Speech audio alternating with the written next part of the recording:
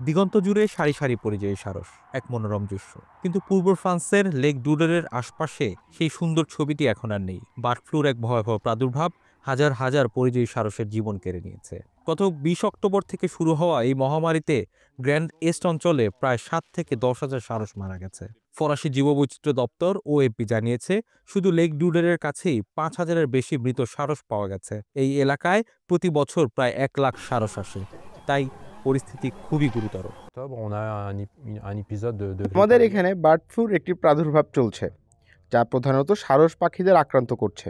এই ভাইরাসের কারণে অনেক সারসকে মৃত বা মুমূর্ষু অবস্থায় পাওয়া গেছে। এই ভাইরাস শুধু পাখিদেরই আক্রান্ত করে। বার্ড ফ্লু শুধু আর বন্য প্রাণীদের মধ্যে সীমাবদ্ধ নেই। লেক থেকে মাত্র ৫ কিলোমিটার দূরে একটি পোল্ট্রি খামারেও এই ভাইরাস ছড়িয়ে পড়েছে। খামারের মালিকেরা জানান, প্রায় ৩,৮০০ থেকে ৩,৯০০ মুরগির মধ্যে ৩,৫০০-এর বেশি মারা গেছে। মাত্র ৩০০ মুরগি বেঁচে থাকলেও পরে সেগুলো মেরে ফেলতে বাধ্য হয়েছেন তারা। পরিস্থিতি সামলাতে কর্তৃপক্ষ জরুরি দল মোতায়েন করেছে। আক্রান্ত মুরগির খামারে প্রতিষেধক দেওয়া শুরু হয়েছে। ফরাসি জীববৈচিত্র্য দপ্তর বলছে, এই পরিস্থিতি আগে দেখা যায়নি, তবে তারা চেষ্টা করছে সংক্রমণ নিয়ন্ত্রণে আনতে। গত ২১ অক্টোবর থেকে ঝুঁকিপূর্ণ এলাকাগুলোতে পোল্ট্রিকে ঘরের ভেতরে রাখার নির্দেশ দেওয়া হয়েছে। গত বছর ভয়াবহ মহামারীর পর হাঁসের জন্য ভ্যাকসিন বাধ্যতামূলক করা হয়।